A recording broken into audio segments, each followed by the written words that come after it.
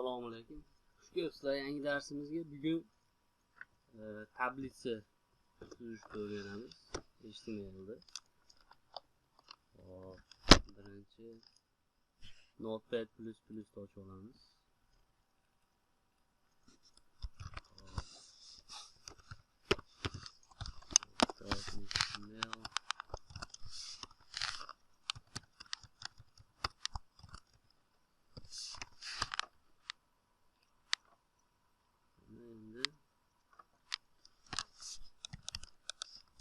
Kızınçı değil. HTML. HTML işte. Kızınçı. Evet. Bölümünü açalım. Body bölümünü açalım.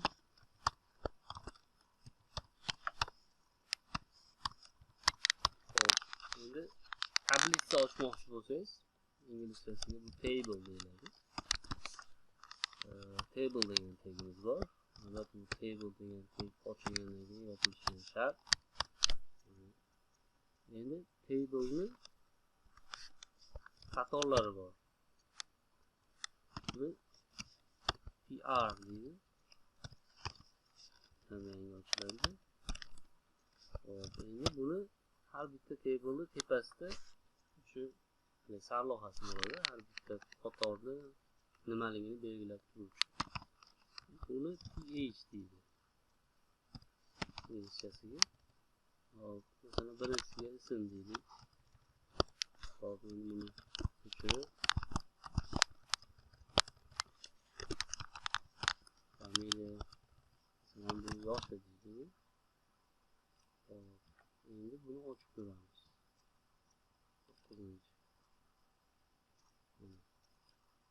9. Tablitsamizni 3 ta mana ustuni bo'ldi. Endi bu ustunlarni ichiga ma'lumot kiritmoqchi bo'lsak, albatta qator ochiladi yangi. PR bo'ladi. cdd. Bu o'sha datani kiritish. Data kiritishda 3 ta ochamiz.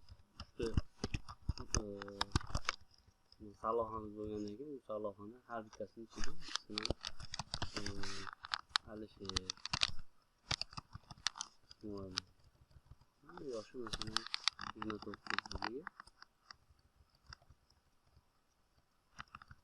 shunday kiritilib ketilaveradi.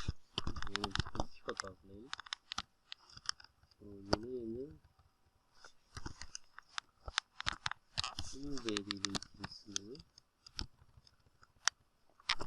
dehqon.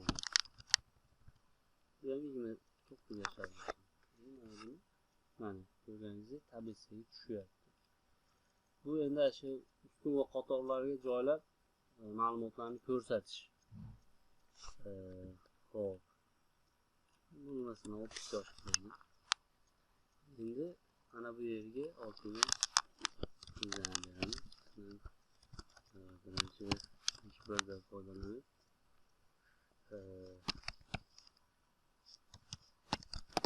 tablitsa yaratdik.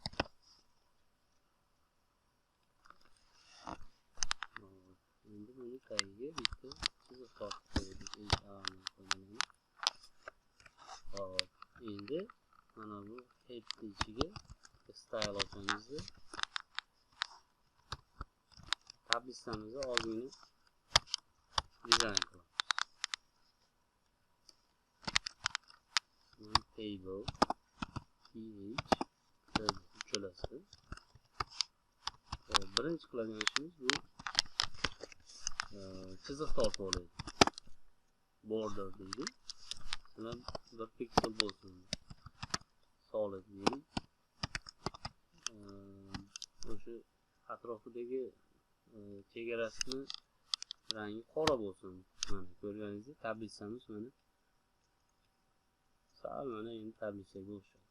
Endi ikkinchisi mana bu ikki qator chiqyapti tablitsamizni chegarasi. Buni yo'qotib olish uchun mana komanda bor. Border collapse deydi. Shuni collapse qilamiz. Hozir ko'ramiz. Mana ko'rganingizdek mana bu haligi Excel'da yoki Word'dagi tablitsalarga o'xshaydi. Hop. Endi mana bu tablitsani tushundik. Table bilan ochiladi. Mana katta table ichida tr bu yangi qator tushunib beradi. Mana bunisi qator, mana bular. Mana bular birma-ketin qatorlar. Mana bular ustun endi. Ism, familiya, yoshi bundaysiga ustun bo'ladi. Endi yangi qator ochmoqchi bo'lsangiz, albatta tr bilan birga ochiladi. Buni to'ssak, masalan, savdo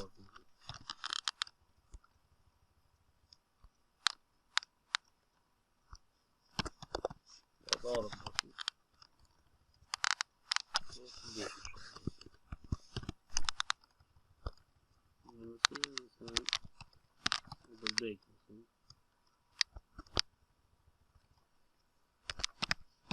Bayat diyelim. 26 yaş arabasını. Tablitsalarimiz mana sal mana qo'shilib ketyapti. Endi buni o'zi asl veb-sayt tuzganingizda, ishlatganingizda bu albatta databazdan keladi. Mana bu tr, td ichidagi ma'lumotlar hammasi. Bunga qayta yozilmaydi, loop ichida yoziladi. Bularni PHP'da o'tganimizda, PHP darslarimizda tushuntiramiz. Bugungi hozir o'tayotgan darsimiz albatta bu tablitsani o'zini qanday yaratish mumkin. Mana qildik buni. Endi hop, yana bitta tabel qo'yaylik. td padding o'sha kattaligi 15 piksel qo'yaylik. Ko'rganingizdek, padding bu mana bu orasidagi masofasi, bir-biriga nisbatan masofasi 15 qo'ydik. Mana katta edi, o'rnlari yaqin turibdi bir-biriga. Endi mana bu tablitsani o'zini ichiga bitta style ochib, width deydi, bu eni. Enini 100% qilib qo'yishimiz kerak. 100% qilsak, shu ekranimizga moslashib kerak. Ko'rganingizdek, ekranimizga moslashdi. Endi yana buni to'ldirmoqchi bo'lsangiz, yana bitta tr ochiladi. tr listda ochib, mana buni qo'shib keta olasiz. Qo'shilyapti.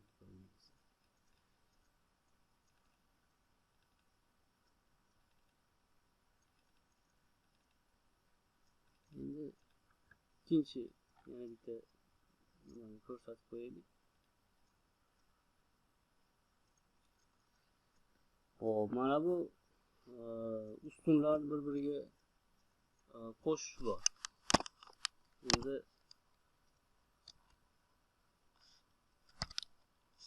all span degan kanalda bor. Buni ikki qo'ysak, hozir ikkita ustun bir-biriga qo'shilib qolishi kerak. Ko'rganingizdek, ism familiya bilan birga bo'lib qoldi. Endi mana bu familiyani o'chirib, mana bu ph'ni o'chirib olamiz. Bu yerga ism familiya deb qo'yamiz.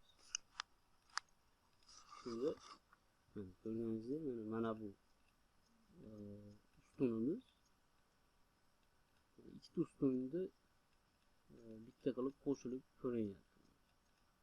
3 ta qilib qo'ysak, agar all span uchalasiga qo'shilib qoladi. Endi yoshi deganda o'chirib olishimiz kerak. Mana bitta bo'lib qoldi. Endi ism familiya yoshi deb kiritib qo'ysak, bu ma'lumot to'g'ri ekanini. Endi mana to'g'ri bo'ldi.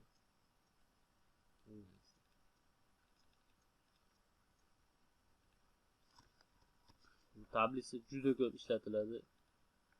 Web dastur yaratilayotganda. Bunda o'zingizlar yana boshqa ko'rinishlarda yana ishlatib ko'rasizlar. Hozircha shu. Endi rang bermoqchi bo'lsak, mana bu collapsedan joyiga tushmaylik. All span bilib oldik. Endi rang bermoqchi bo'lsak, mana bir narsa Mana buni ko'ramiz. Background degan narsa bor.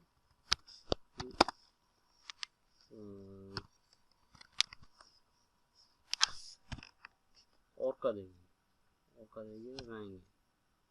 Buni ko'ramiz. Mana ko'rganingizdek, mana bularda orqa fondagi rangini o'zgartirish. Endi mana bularni o'zini rangini o'zgartirish uchun oddiy color deb turib rangini white qo'yishimiz mumkin. Oq degan. Hozir mana background orqa foni yashil, yozuvlari qora turib, shuning uchun o'qish qiyin bo'lyapti. Mana endi color degani bu tekstni rangi. Colorni o'zi kelsa. Mana oq bo'ldi, mana o'qish oson bo'lyapti. Mana bularning rangini o'zgartirib chiqishingiz mumkin. Bitta yoki ID berib alohida o'zgartirib qo'yishingiz mumkin.